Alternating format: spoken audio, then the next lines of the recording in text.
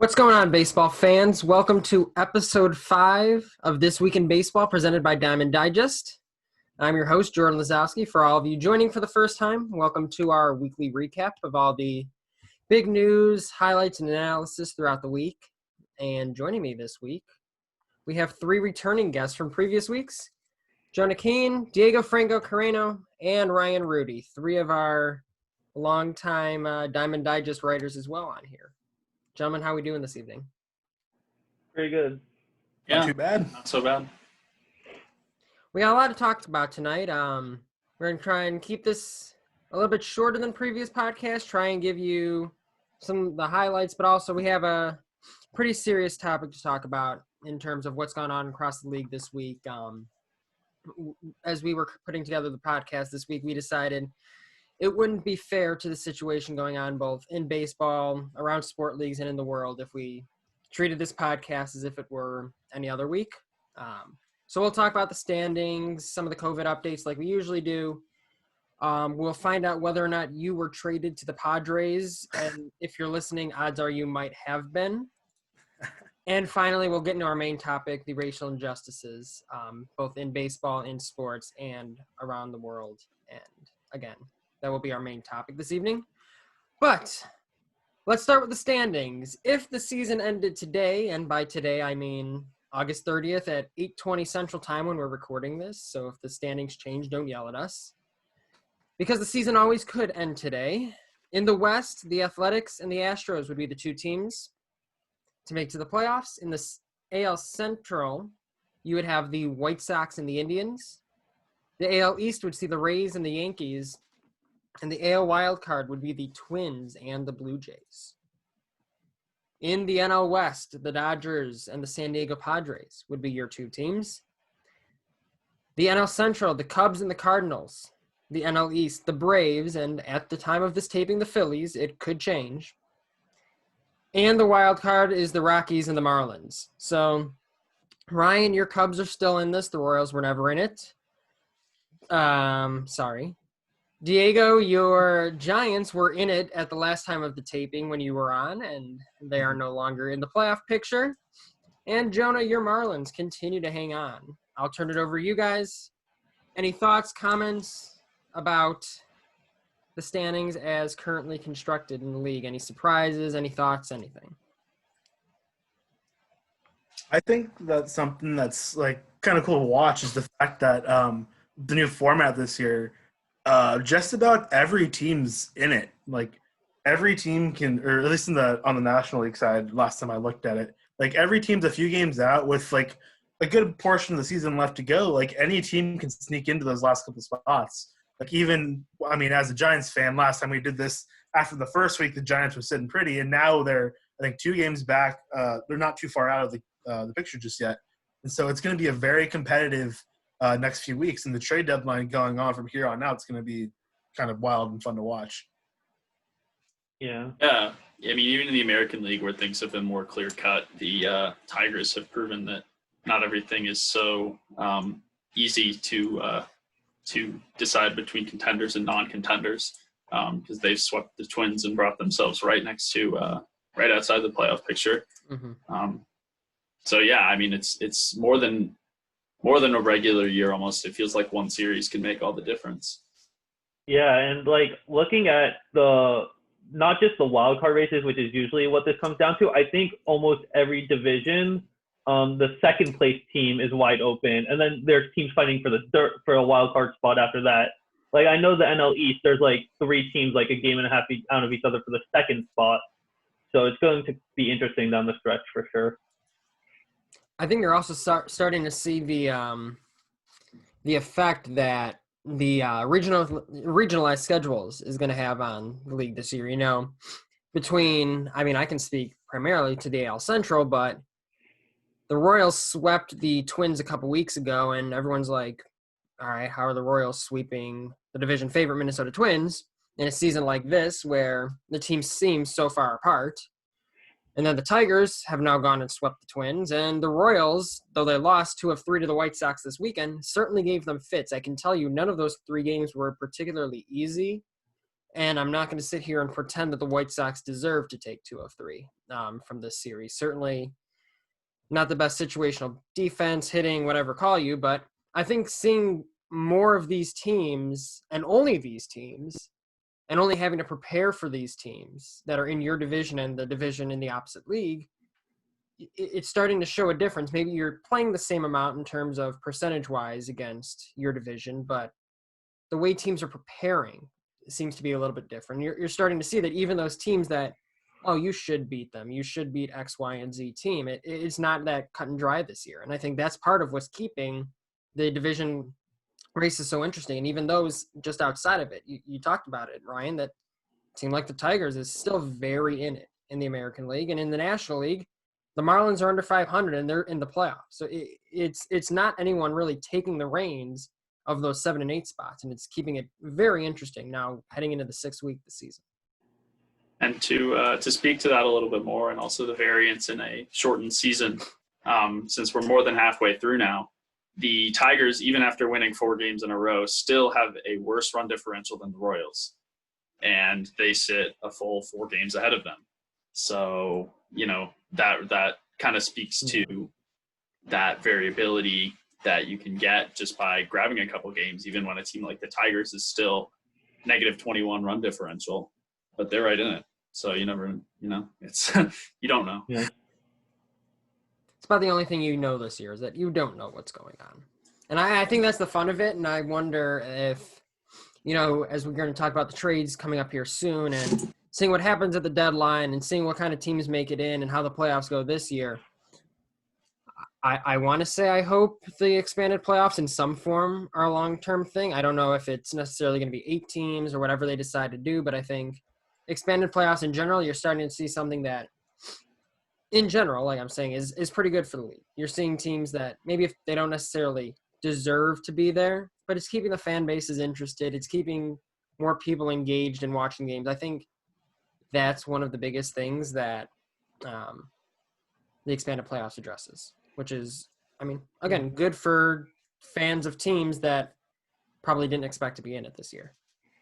Yeah, I still have mixed feelings about the expanded playoffs, mainly because I like that and I do think there needs to be a couple more teams, but this year feels very much like an all-out sprint where everyone's just going for it, as opposed to the marathon that I love so much about baseball, and how, looking back, all the little details end up building up and paint the bigger picture. Now it's just one win. And so I have a lot of mixed feelings about that. No, and that's understandable too. Ryan, Diego, any thoughts on expanded playoffs? Go ahead, Diego. Sorry. All right. Now, I was gonna say, I think the expanded playoffs ultimately are probably good for the league, rating wise and exposure wise. And I know Laz had said, you sometimes get those teams that don't deserve to be there necessarily. But if you look at a league like the NBA, you have the East. In the NBA, you have usually a team or two that sneak in who are not exactly good teams, but they get into the playoffs and their fan base is always excited for it. And then they become that underdog story. And then if they win a game, they're like, oh my gosh, things could be happening here. Even in the bubble right now for the NBA, Orlando won that first game against the Bucks. They got lost 4 straight after that. But that one game is so big, and there's a lot of excitement around it, and that could happen probably pretty easily transition to baseball and watching those teams go for it and see what happens there. Yeah, and speaking to your point, Diego, a lot of people were concerned about, we're talking about, opening series in the playoffs now for baseball that are 3-game series, and there's so much variability involved in 3 games. It could really go either way. So that potentially makes a big difference. And then one other consequence of that I think we're seeing in live time as we're recording here is that we've got more teams that are in the mix for trades. Trades for the most part have gone down pretty cut and dry, but now supposedly the sweepstakes for Mike Clevenger are really heating up, and there have been at least 4 or 5 team names thrown in, which isn't too atypical, but so many teams pitching in, especially for one guy like that, is definitely a little bit noteworthy. Way to almost steal my transition there, Ryan, in terms of trades. But let's talk about the COVID testing, COVID results, and COVID in baseball really quickly before we get into the trades that you're so much alluding to, especially Mr. Mike Clevenger. No real updates this week from COVID. Nothing certainly like the Marlins or the Cardinals of recent weeks that we've unfortunately had to talk about. The A's and Astros. It is, yeah. The A's and Astros did postpone one of their games due to a positive test on the A's. I don't believe the name has been revealed for that player or that staff member, but certainly done out of precaution. However, the Astros once again did shut down their alternate site due to some positive COVID tests. So something to watch there for the Astros. Certainly, that's something like we had talked about the last time they shut down their alternate site. Those are your next line of defense. Those are the guys you're trying to pull from to try and help your playoff push. Not necessarily the kind of place you want to get a COVID outbreak. And certainly for the A's Astros, I think we've seen that, we've asked the question a million times, what's it going to take for baseball to cancel the playoffs, or cancel the season in general? And I think they've responded with a resounding a lot more than just one positive COVID test on a team. So certainly a situation to monitor. Hopefully the players and teams involved are all safe and healthy. Hopefully nothing larger looms there for either team, but something to keep an eye on. Let's get to the trades. And like I said, if you're listening to this, you might have been traded to San Diego in recent days or recent time. If not, you're soon to be on the way to San Diego, because the big talk for the trade deadline so far, which is under 24 hours away, San Diego and A.J. Preller are treating this as if it were 2015, going all in and making plenty of moves. We'll start with Mitch Moreland going to San Diego for Hudson Potts and Jason Rosario. Jason Castro went from the Angels for Gerardo Reyes. Trevor Rosenthal went from the Royals for Edward Olivares and a player to be named later.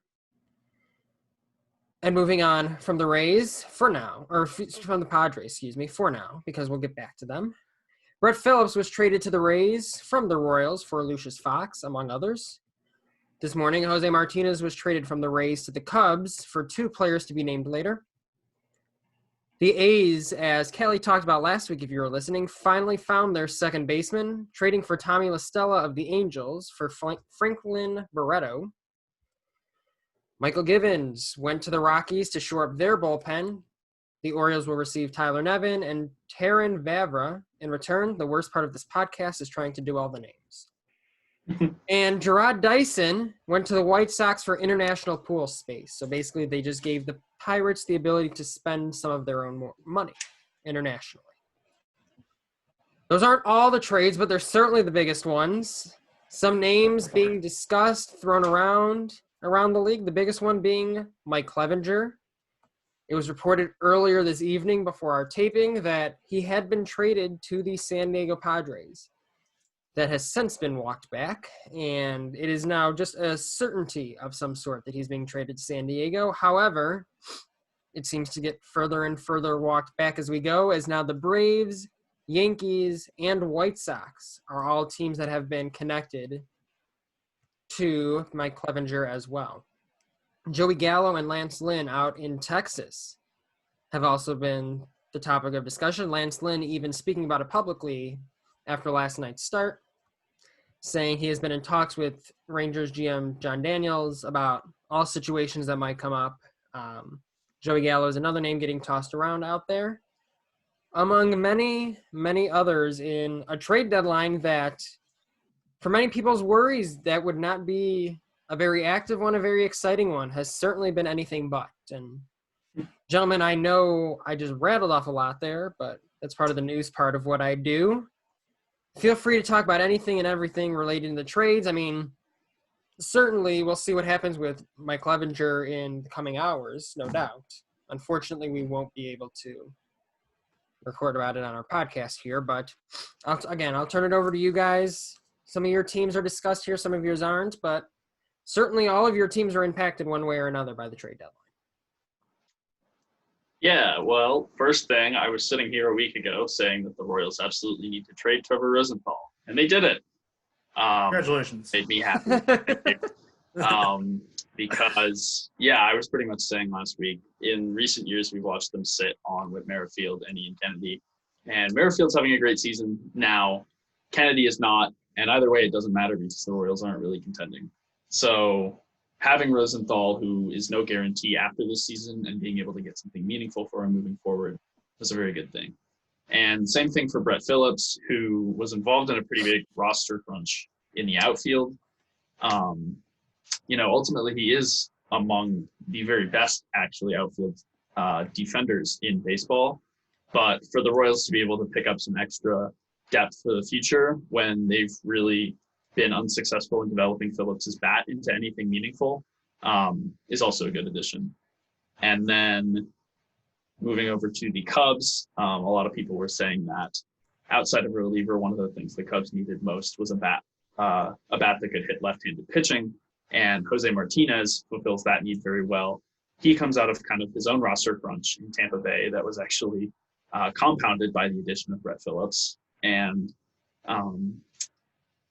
so it's not, where Jose Martinez will play is no guarantee, especially because he's not excellent at any defensive position, but he's a bat that the Cubs definitely needed.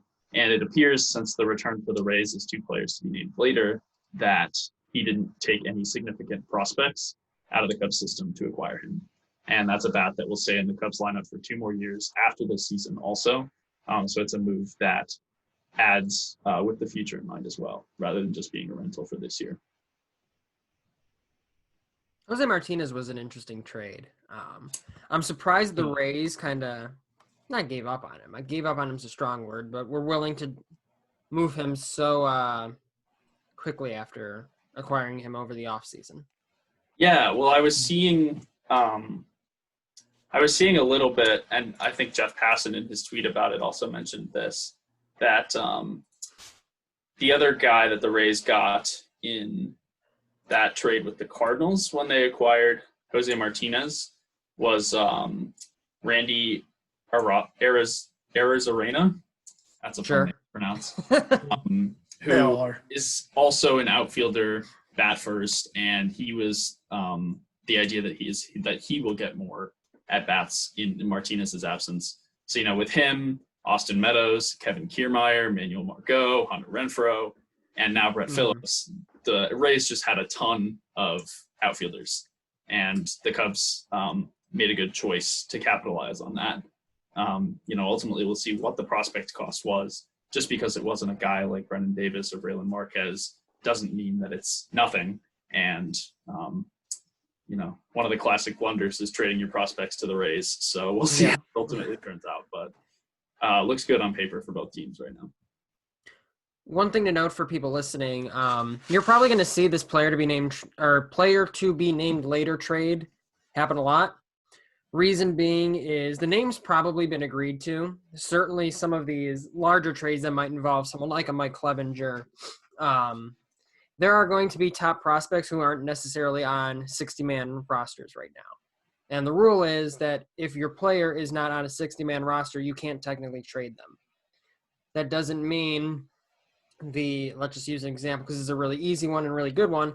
Michael Kopech for the White Sox, if he were to be traded, he would be considered a player to be named later. And if he were to be traded for a big-time name, it would feel like it was a very underwhelming deal for the team that traded away a top name, like, say, a Mike Clevenger or some head. I'm using this as purely as an example. Laz's prediction. Not my prediction. I guarantee they're not trading Clevenger to a division rival. Trying to speak it into existence. If it were that easy, the Padres would have traded Tatis back to the Sox a while ago. But just speaking out that, keep an eye on that. Player to be named later can mean a lot of things, but right now it really just means a player who's not on the 60-man roster. But doesn't mean they, like Ryan is alluding to, doesn't mean they don't have some sort of value. And especially with the Rays, I'm sure they have specific players that they want. I think it's teams like the Rays and the Astros. If the team calls you up and asks about a player and you're not sure why, you should probably hang up the phone and figure out why they're asking about that player before you trade them. But Yeah. Diego, Jonah, I'll turn it over to you guys. Neither of your teams is really involved here, but Diego, I know certainly for the Giants, there are some names that if the Giants decide to sell off here, that could be going, and certainly my White Sox are interested in, not just Kevin Gausman, obviously, but Yeah, so the Giants are in a really weird spot right now where, like, they could sell, they could buy. There were rumors earlier this week about them being interested in Jackie Bradley Jr. from the Red Sox. And I thought that was an interesting development when I saw it pop up. Then it started making a lot of sense because our outfield isn't exactly the brightest spot on our team besides Mike Yastrzemski. But yeah, the Giants, if they do decide to trade, we've got the pieces to do it. Like Kevin Gausman's been called. We've gotten calls on him from the Yankees, the White Sox, I think, a few other teams.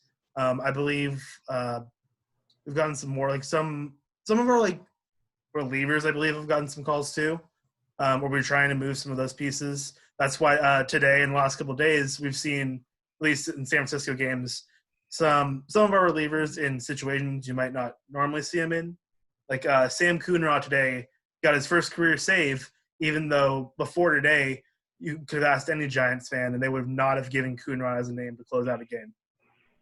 So him, Trevor Gott, who got some news around the league a few weeks ago for being horrible for a few days, and Gabe Kapler sticking with him, and he's the reason why we're under 500 right now. I'm not salty about it. However, yeah. So we'll see what the Giants do. We're definitely keeping our eyes on the Padres. They're four games ahead of the Giants right now in the division for the second spot, I believe. And with they keep on adding, that gap's gonna get bigger and bigger. So it's gonna be interesting to watch how this trade deadline goes down for the Giants. Yeah, I think first, before I get into my teams, the big one for me is Rosenthal, because the Padres bullpen was supposed to be incredible this year and it just collapsed. I know part of that is due to injuries, but it really hasn't been that sharp. Getting to the Marlins, I think the Marlins are actually going to be a bit of both buyers and sellers. There are a lot of rumors that they're going to add to their bullpen. They were in the Rosenthal talks as well. They're looking at Holland and Stallmont from the Royals. But the big name I've seen as rumored is Jose Urena might be traded off of the Marlins. And that's not because he has value. He's been on the COVID IL. There's just a logjam at pitching right now. The Marlins have called up Sixto Sanchez, who's there to stay. They've called up Rogers, who's there to stay. They have Sandy Alcantara. Caleb Smith should be coming off the IL relatively soon. And Urena is a pitcher who can give value to another team. So the Marlins need some relievers. They might get another bat, and Urena fits that perfectly while they can get like to help them. And Laz, I don't know if you remember the first podcast, but you asked what it would take to get Wnba or Conforto. After today, I wouldn't be surprised if the Mets may look at selling. They're starting to fall off a bit, but I'm not convinced they'll sell. I'm not convinced they'll buy. But you might get your wish. I'm still asking those questions. The White Sox focus seems to have shifted, as it should, mind you, towards pitching. What was seen to be sort of a position of depth heading into the season has certainly not been this case heading into week 5, week 6 of the season. The focus has certainly shifted there. Clevenger is a name they've been tied to. I'm not buying it. If the price is high for Clevenger for teams in the other divisions, in the other league, I can only imagine what the price is to trade him to a division rival. The Sox are not in a position to match those demands, frankly. But I would prefer to get someone like Gausman, who at 29 has really good stuff and is on a 1-year deal and is someone that I would like to shore up both. If it had to be in the rotation, so be it. In the bullpen, so be it. That's a flexible arm with good stuff that I can rely on. Personally, that's my pick for who I would like the Sox to go out and get. I'd like them to find a reliever too. But if they can find a front of the rotation type arm, I would be all for that as well. But after a few hours of a lot of conversation in terms of Clevenger and even Gallo and Lynn, it has gone eerily quiet on Twitter as we're recording this and even leading up to this. And feels like the calm before the storm, or I mean, since we had part of the storm, we're kind of in the eye of the storm. Yeah. One more comment just on what Jonah said. He threw in Josh Stomont's name from the Royals. And that is a name that has come up a lot. Ryan's like, no. The Royals are not in contention. I would not trade him. And he's great. But this is also his first year in the major leagues, and the Royals have control of him for a full 5 years. Mm-hmm. So I would say that he's a name that you won't see traded. I wouldn't trade him if I were the Royals. I just saw, especially on Marlins Twitter, I don't know if it was official analyst, but it was a name that like someone to go on and get. But it was more. They were more tied to Holland and Rosenthal. Yeah, and Holland, I would say, I wouldn't be surprised if Greg Holland gets dealt also. But getting value for Holland, I think, would be incredible. Yeah. Yeah, even getting value out of Rosenthal was pretty good. Yeah. No. It's also exciting. Just to go on a little tangent here, it's also a little bit exciting about Royals pitching development and coaching, because over the offseason we saw both Rosenthal and Stomont, who were not guarantees to be anything this year. Both of them were adding velocity, and obviously that's turned out pretty well for the Royals so far. I will say I am not pleasantly surprised, because that would make me seem like it's a good thing. It's not. I'm impressed by the Royals currently. Last week when we were talking about Stomont, and you were like, he could be the closer of the future. I'm like, is the Royals' future really going to be that close? And after watching them this weekend, they're a little bit of a pain in the ass for contending teams, between sweeping the Twins a while ago and really giving the Sox a run for their money this weekend. And I truly mean that the Sox did not deserve to take 2 of 3 this weekend. They're a little bit of a pain, and they might have their contention window open a little bit earlier than I think I would assume as a White Sox fan. So not a pleasant development, but an impressive one from my standpoint. Oh, it sure is pleasant. Well, see, all that I have to say is, if you had told me even a year ago that the Royals would be the team to call for added relievers this year, I've been over the moon. Right. Yeah. Because last year, if you've forgotten, we started last year with Willie Peralta as the closer. But it is. I mean, seeing those arms come out, and especially homegrown arms as well. That's for any team a pleasant development. Yeah. I think any homegrown player for any team. Yeah, honestly. You love to see it. Yeah. I mean, even from the pitching side of it too, the less you have to spend there, especially in your bullpen, and you can allocate those resources towards other positions, other needs, I think that certainly any position is a pleasant development, but if you can find a bunch of bullpen arms and string your bullpen together that way, more power to you. I think that's something the Sox are doing in some form, and something I've been impressed with what the Royals are doing, much to my dismay. And probably much to my pain in the coming years. The Tigers, too. I'm not too excited. Yeah.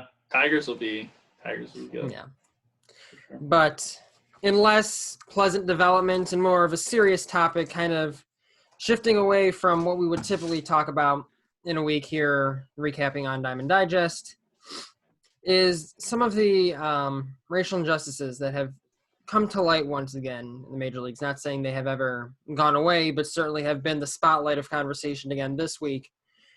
After the shooting of Jacob Blake in Kenosha, Wisconsin this past week, certainly the response in the sports world has been a little bit different than what we had previously seen, between more of symbolic gestures towards racial injustices and movements such as Black Lives Matter, a little bit more of a concrete movement of sorts from the sports world. It did start with the Milwaukee Bucks, who kind of set everything in motion by not canceling, but boycotting their NBA playoff game.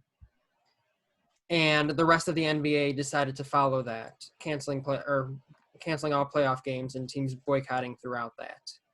Hockey also, the NHL suspended play for 2 days after the incident in Kenosha, Wisconsin. And in Major League Baseball, a league that we've had several writers write about, the optics of it being such that they're making gestures rather than concrete, actionable steps forward. The Major League Baseball got in on this movement as well in a very concrete and actionable way from what we've been used to. It did start with the Brewers boycotting their game against the Reds, and the Reds, of course, not making them forfeit the game. Later that evening, the Giants and Dodgers were also postponed for the same reason. The Mariners and Padres were as well. The A's and Astros suspended their doubleheader, again, for the same reasons of racial injustices. And the day after all of these boycotts and cancellation of games, the Mets and Marlins took the field for a game in silence, and after taking the field, left the field and canceled and boycotted their game as well, leaving just a Black Lives Matter shirt on home plate in what has been one of the more powerful images coming out of all these boycotts and protests over both this week and the previous weeks around the United States. Additionally, Jason Hayward and Dexter Fowler of the Cubs and Cardinals, respectively, did not play in games in which their teams did play. Both encouraged their teams to go out and play, certainly not a decision that was taken lightly by either team. I'm sure there are things I've missed there, and it is certainly not unique to just the situation in Kenosha that has brought about these events. And on our podcast here, and when we talked about putting this together, we had 5 or 6 people who really wanted to speak about this topic on the podcast, and schedule restrictions did not allow everybody. But Jonah, Ryan, and Diego were all, for the fans listening, were all chosen specifically because of either things they've written about or experiences they can speak to, or just having the maturity to speak on such a difficult topic of racial injustices in the United States and around the world. And, I want to sit here and turn it over to the people who have written about it, who can talk about it best. And I encourage everyone listening to really listen to the conversation that these 3 are going to have after I turn it over to them. And hopefully their words inspire you. Hopefully their words teach you something, and you learn something from the situations that they're going to talk about and the experiences that they're going to share and the knowledge that they have on such an unfortunate topic and such it's not a topic that is talked about enough in baseball and in sports. Sports are sort of seen as an escape, and I'm sure I'm stealing somebody's line by saying that. But certainly sport leagues around the United States have taken it upon themselves to say, no, you don't necessarily get to just escape the real world by coming to sport leagues, and sport leagues we can easily just boycott because we are people too. We are humans experiencing this as well. But with that, I will turn it over to you 3. You 3 are the ones who have so much to say on this topic. And like I said, I really encourage anyone listening to really take what they have to say to heart. I know they've certainly thought long and hard about what they're going to speak on this evening. So I will turn it over to you guys. Yeah, so thank you, Jordan. The first thing that is worth noting, and this comes from media coverage of it as much as it comes from us, is that it's notable to understand that this isn't a boycott by the players or the league or the teams. It's the players going on strike, and that's an important thing.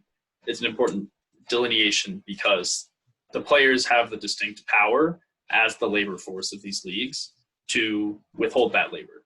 And that's what they're doing, and it's notable. So that's the first thing I just want to open up by saying it's very important to acknowledge that what we were seeing this past week is the players going on strike. Yeah.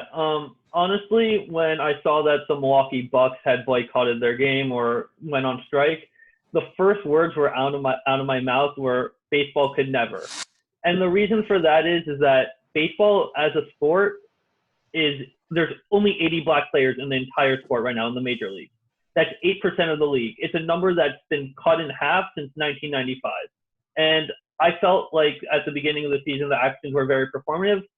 I did not think that baseball teams would take a stand with such few black players in the league. And I am very happy to have been proven wrong on that. And in a little bit, I'll probably talk a bit more about what baseball can do better, and more performative actions as opposed to just more actual actions as opposed to more just performative actions. Yeah, and I think another thing kind of to note, with the Mets and Marlins, like that, when they took the field and had that moment of silence, 42 seconds long, intentionally done. Lewis Brinson, the first batter sent up for Miami, intentionally done, as I believe the only black player on that roster. Yeah. On that, yeah, He early is. batter, intentionally done. There were a lot of things that kind of get lost in the shuffle of some of these movements or some of these actions, and like with this movement, that those participating in the movement, these baseball players, they think it through. They think about everything, every little detail, and it can get lost in the public eye. But these things do need to be brought up to light. And when I remember when it first happened, those details weren't being reported. They weren't being really shown out. And then as that night progressed, people were catching on to these things, and like these are extra details here that it's meant to mean more. And I know that first night of cancellations of the boycotts of the strike, I remember Oakland, I believe, didn't cancel the first night. They were a second day response. I'm not from Oakland, but where I'm originally from back home, I'm not there anymore, is near Oakland. And so I've seen that city. And the people there were upset about it because they felt the team wasn't standing up for their community, but is largely of color. And so when they were able to make that gesture the second day, the people, not like saying everyone in Oakland, but these are things I had observed just in my personal life and what I had seen of the people I know. They felt a lot better about it, and they felt like these teams and these players were actually using their platform. And I think that's so important. Like, I wrote a piece about it. When I wrote my piece, it was like 2 a.m. I couldn't sleep, and I'm like, this is how I'm feeling. Wrote it down, and then it was published the next day. It was something that was important to me. And as a person of color myself, living in a place where I don't see a lot of people who look like me, I don't by any means want to claim that I know exactly what Black individuals in our society go through, but I kind of can understand a bit of what goes on. I had a conversation with my mother yesterday, and she asked me because if you could see me, if you can't see me, I have a beard, and I'm Mexican. I'm very proud of that. So I have darker skin, and my mom was concerned that I'd need to be fearing for my life just walking down the street because of the way I look. And it's a very real concern for a lot of people. And after thinking on that for a little bit, I was like, it's not often, but it's not unheard of in my own personal life. And that's just based on purely how I look and my appearance. And I know for all of the Black individuals in all around the country, it's so much worse based solely off of that one detail. And these players are finally fed up all around the sports and using that big platform that they have to make a difference. And it's important to watch, and it's important to kind of listen, take it all to heart. And a league that doesn't get nearly enough recognition for it is the WNBA. They've been doing it for months, and they don't have necessarily the same platform as a lot of these other leagues, but they should be the league that every other professional sports league is basing it off of because they're doing it right. Yeah, the WNBA I know has been doing it for a long time, and I think it was the Seattle team. They showed the most powerful image I have seen from this. They had Jacob Blake written on the front of their T-shirts and 7 bullet holes on the back of their T-shirts, and it's great to see. They're a sport that needs a bigger platform. Yeah, and so, coming down to the idea of whether the players really deserve the ability to do this. And as Jordan mentioned earlier, the idea that sports should be an escape for people. I want to draw on an article I read on Baseball Prospectus written by Corey Fronton and Craig Goldstein, which talked about that idea of both sports being an escape and another popular idea that's been discussed in this time, which kind of started with Nationals pitcher Sean Doolittle, which is the idea that sports are a reward for a functioning society. And the idea from Doolittle of sports being a reward comes in light of the pandemic. He said that as baseball was starting up again, and at that point, it didn't necessarily have to do with the discussion of race, but at this point, it absolutely does. And the central point that they make in that article is that sports fundamentally cannot be both an escape for people and a reward for a functioning society. Because if sports are a reward for a functioning society, as Doolittle suggests and as others have suggested, there should be nothing significant that we need to escape from. There's nothing more omnipresent for people to want to escape from than a society which is inherently imperfect. And so those two ideas that have become pretty popular just don't go well together. And so the article suggests instead that rather than being a reward for a functional society, which is the ideal, the standard that we should shoot for, sports reflect and reinforce the society that produces them. And one example they use is when the Negro Leagues of baseball were still, functional, and they were the result of a segregated society, and they reinforced that segregation because society produced segregated baseball, which reinforced the idea of segregation from which it came. And even when integration happened and the civil rights movement happened, baseball and other sports still mirrored real society because it happened on white people's terms. And even today, that is still something that holds true in large part with respect to this race conversation. So as a result, it's incredibly noteworthy that the players are doing something like this that's never been done before. They're going against the norm and they're breaking this contract that they have with society. Because when we give sports the power to mediate our relationship with society by saying that they give us an escape, the athletes who, as I mentioned before, are the labor force of these sports, they also have the ability to seek out the society that they desire because we've tasked them with mediating our relationship with society and, making that work for us in whatever way. So they have the ability and the power to say that, no, society isn't how we want it and it has to change in this way. And Go continue.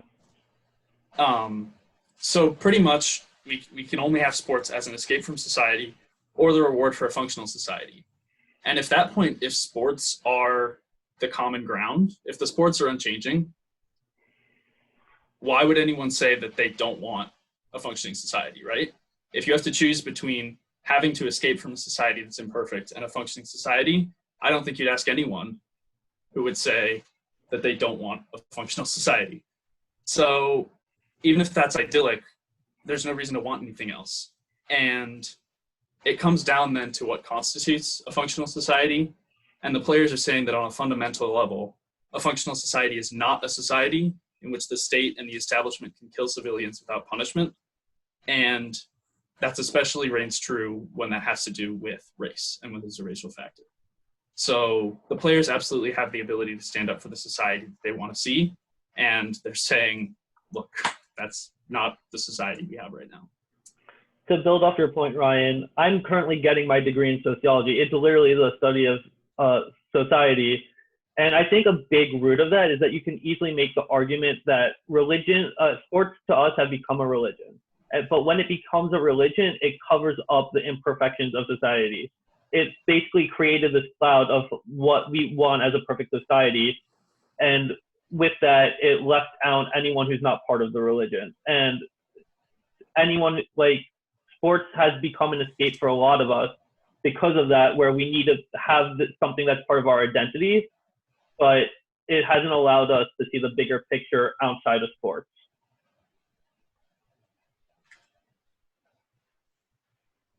Yeah, No, that's absolutely true.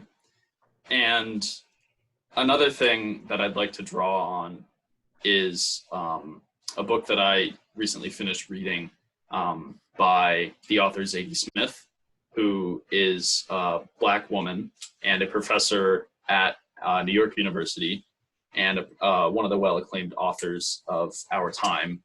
And she recently published this book called Intimations. That's a collection of essays, mostly having to do with isolation and a lot of the emotions that have come out from the pandemic, but also from the discussion of race that's emerged.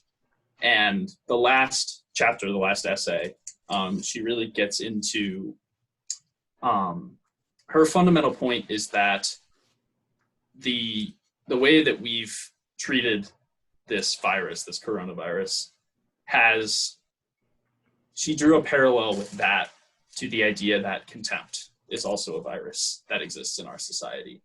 And she talks about how contempt allows for the consideration of other people to be less than human. And she says, in the eyes of contempt, you are statistical, you are worked around, you're a calculated loss, you have no recourse, you do not represent capital, and therefore you do not represent power.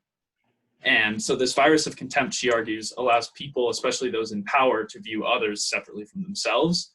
But the most potent strain of this virus, she says, the virus in its most lethal manifestation is with respect based in the United States. And she says that, she talks about it with respect to the killing of George Floyd, and then she asks an important series of questions that kind of continue to draw on this metaphor as contempt as a virus that actually impacts our body. And she asks, has America metabolized contempt? Has it lived with the virus of contempt so long that it no longer fears it? And is there a strong enough desire for a different America within America? And the first two questions are definitely piercing of whether we've metabolized contempt. And it's gotten to the point where we are kind of numb to it. And I think they carry weight because the answer is likely yes. And so then it comes down to the last question, which is there a strong enough desire for a different America within America? And that comes down to whether the United States is truly a nation, in the sense of a nation as a large body of people, dictionary definition, a large body of people associated with a particular territory that is sufficiently conscious of its unity to seek or possess a government. And right now, I would argue, and I think the players are arguing, that a nation is a unified body of people, and the United States as we know it today is not. And, I would say that just about anyone can agree that the United States needs some kind of change. Where we are today is not where we want to be. And like I was saying, the players are making the point that there should not exist a system where the state can kill people in the form of police violence and brutality, and nobody deserves death or brutality based on their skin color. And so the players are calling for unity behind these ideas.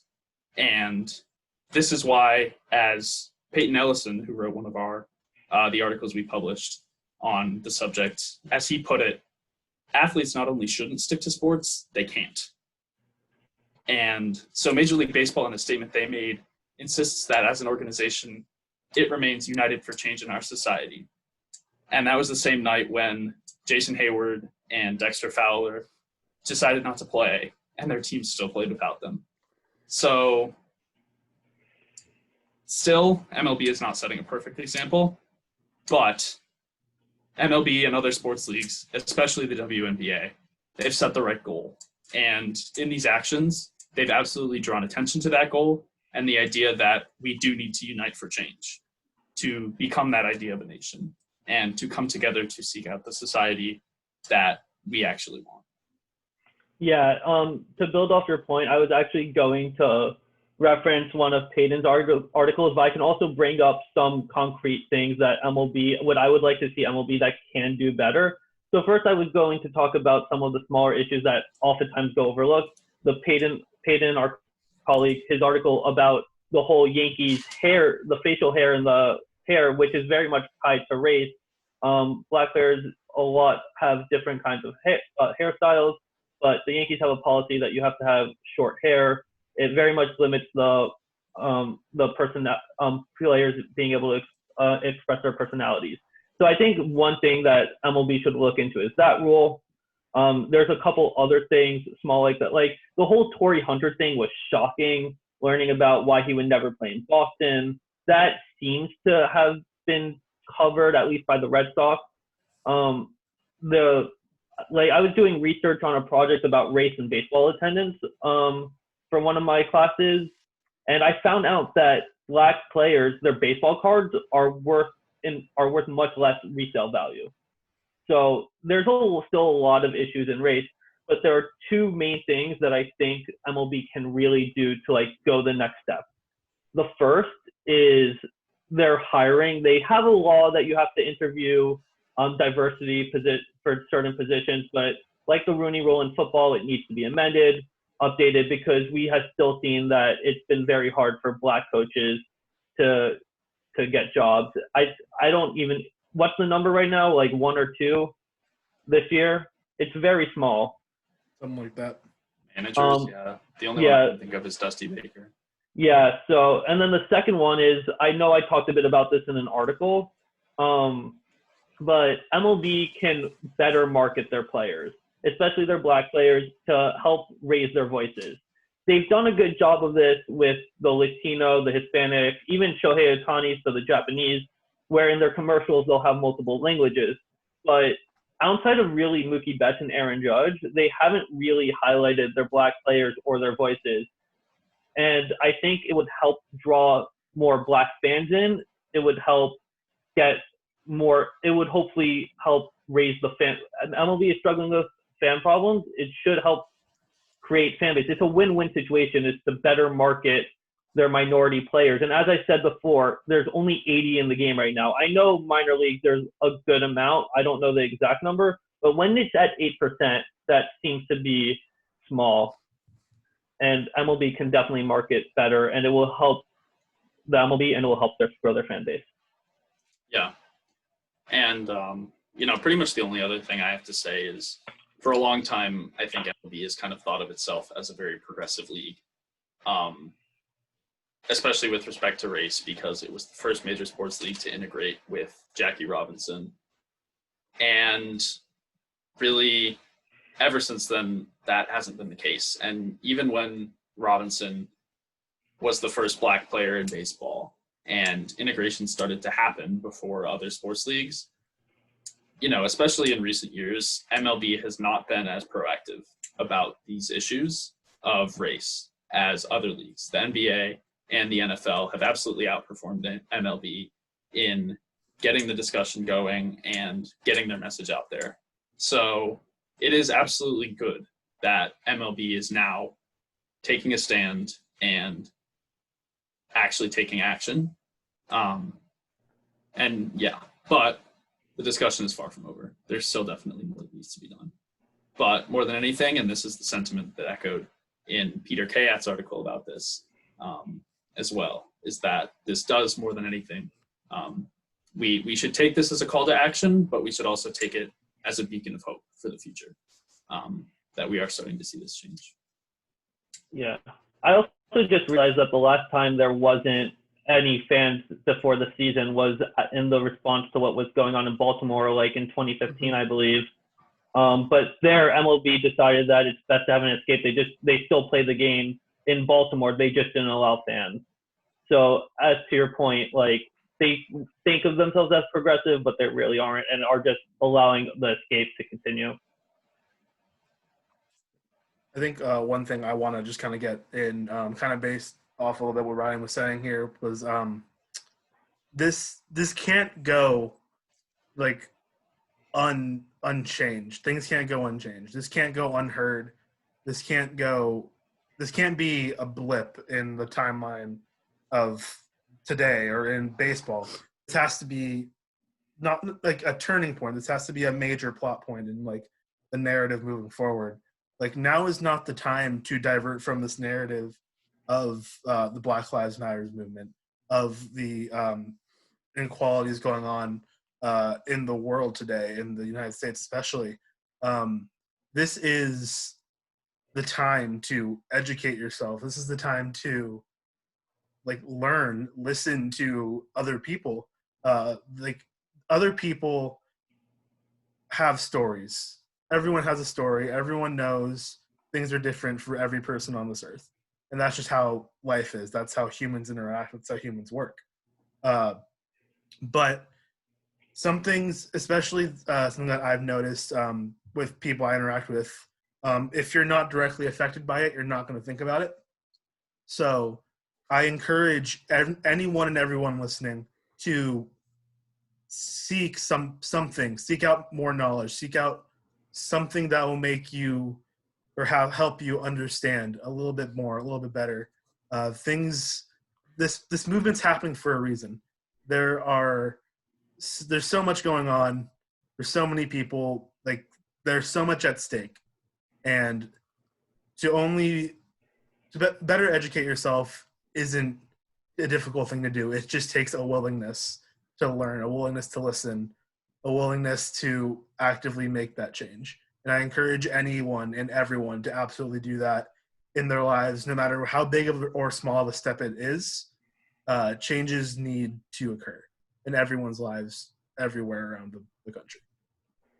Very well said. I fully agree. And I'm not going to pretend like I've experienced it, but I've heard enough from friends from the internet that I'm now able to say unequivocally, Black Lives Matter.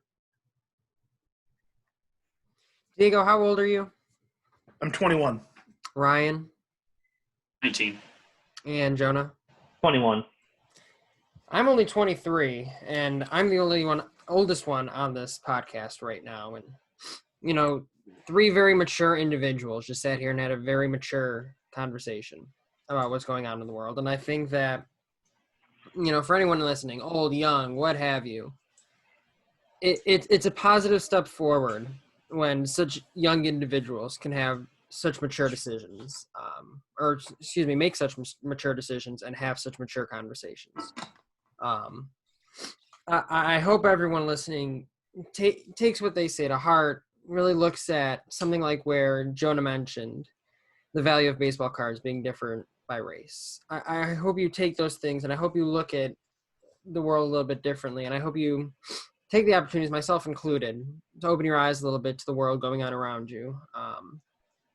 Not just treating baseball as an escape as so many would like it to be, but understanding that for the people you're putting in your fantasy lineups and betting on, these are humans too. These are humans who feel the effects of everything going on a daily basis, just like you and me. And some are clearly hurting more than others at this point. I have nothing to say that could be possibly better than any of what these guys have said. I have no desire to throw in an inspirational quote of any kind, but I just ask everyone listening, be kind to one another. Take the time to listen to your fellow man, your fellow woman, what have you, and take the time to have conversations that might necessarily not be the most easy ones to have, might be more difficult than what you'd experience on a daily basis. It's a challenge that I issued to myself and a challenge that I issued all of you, no matter where you stand in life. Have those conversations that need to be had. But that's going to do it for us, folks. I truly, truly hope you took something from this conversation. Again, these are 3 mature individuals who have spoken on the topic. Ryan and Diego have both written on it and both mentioned, Peyton Ellison and Peter Kayat, their work as well. They were supposed to be on this broadcast as well, but scheduling problems did not allow that to happen. I encourage you to go on our website, diamonddigest.com, and read their work as well. Read what they had to say. Some very powerful words from them as well. Again, that's going to do it for us. For Jonah Keehn, Ryan Ruhde, and Diego Franco-Carreno, this is Jordan Lazowski signing off. Take care, everyone. We'll talk to you next week. And once again, please be kind to one another.